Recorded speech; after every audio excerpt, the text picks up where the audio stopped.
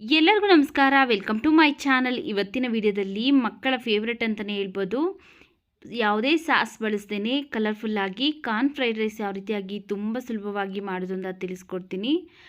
ತರಕಾರಿ ತಿಂದೇ ಇರುವಂತಹ ಮಕ್ಕಳಿಗೆ ನಾವು ಬೆಳಗಿನ ತಿಂಡಿಗೆ ಅಥವಾ ಮಧ್ಯಾಹ್ನದ ಲಂಚ್ ಬಾಕ್ಸ್ಗೆ ಈ ರೀತಿಯಾಗಿ ಕಲರ್ಫುಲ್ಲಾಗಿ ಕಾರ್ನ್ ಫ್ರೈಡ್ ರೈಸ್ನ ಮಾಡಿಕೊಟ್ರೆ ಒಂದು ತುತ್ತು ಬಿಡದೇ ಖಾಲಿ ಮಾಡಿ ಬರ್ತಾರೆ, ಅಷ್ಟು ರುಚಿಯಾಗಿರುತ್ತೆ.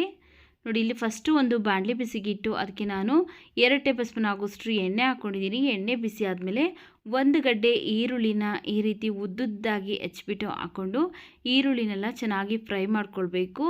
ನಾವು ತುಂಬ ಮೆತ್ತಗೆಲ್ಲ ಸಾಫ್ಟಾಗಿ ಬೇಯಿಸ್ಕೊಳ್ಬಾರ್ದು, ಸ್ವಲ್ಪ ಕ್ರಂಚಿಯಾಗಿ ನಾವು ಈರುಳ್ಳಿನ ಬೇಯಿಸ್ಕೊಳ್ಬೇಕು. ಯಾವುದೇ ಕಾರಣಕ್ಕೂ ಲೋ ಫ್ಲೇಮಲ್ಲೆಲ್ಲ ಇಟ್ಕೊಳ್ಳೋದಕ್ಕೆ ಹೋಗಬೇಡ್ರಿ. ಫ್ರೈಡ್ ರೈಸ್ ಮಾಡಬೇಕಾದ್ರೆ ನಾವು ಸ್ಟೌರಿನ ಐ ಫ್ಲೇಮಲ್ಲೇ ಇಟ್ಕೊಂಡು ಒಂದೊಂದಾಗಿ ಫ್ರೈ ಮಾಡ್ಕೊಳ್ತಾ ಒಂದೊಂದೇ ಆ್ಯಡ್ ಮಾಡ್ಕೊಳ್ತಾ ಹೋಗಬೇಕು.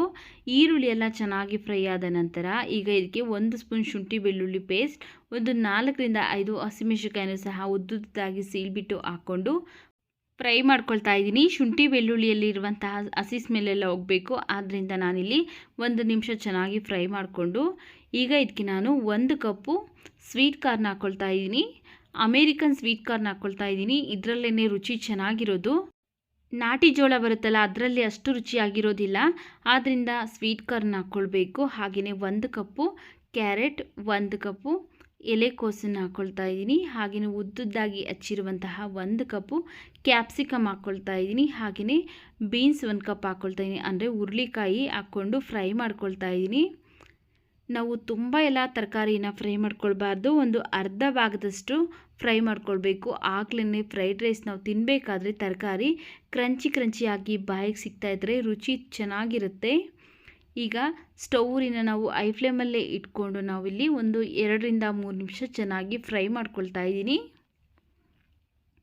ನೋಡಿ, ಈಗ ತರಕಾರಿನೆಲ್ಲ ಹಾಕ್ಕೊಂಡಾದಮೇಲೆ ಒಂದು 2 ರಿಂದ 3 ನಿಮಿಷ ಚೆನ್ನಾಗಿ ಫ್ರೈ ಮಾಡ್ಕೊಂಡಿದ್ದೀನಿ. ಈಗ ಇದಕ್ಕೆ ನಾವು ಉದ್ರುದ್ರಾಗಿ ಮಾಡಿಟ್ಕೊಂಡಿರುವಂತಹ ಅನ್ನ ಹಾಕ್ಕೊಳ್ತಾ ಇದ್ದೀನಿ.